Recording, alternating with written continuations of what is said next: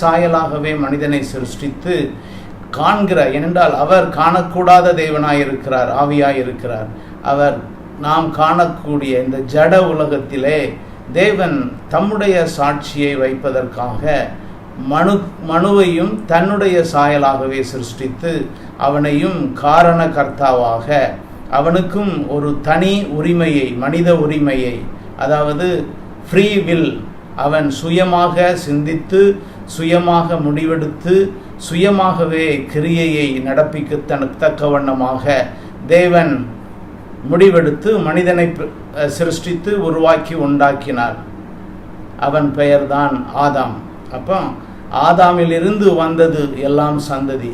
எப்படி பல பிரிவினைகள் உண்டாகி இருக்கும், ஆனால் தேவன் அவனுக்கு சர்வ உரிமையும் கொடுத்தபடியினாலே ஒரு சத்துரு ஒருவன் இருக்கிறான்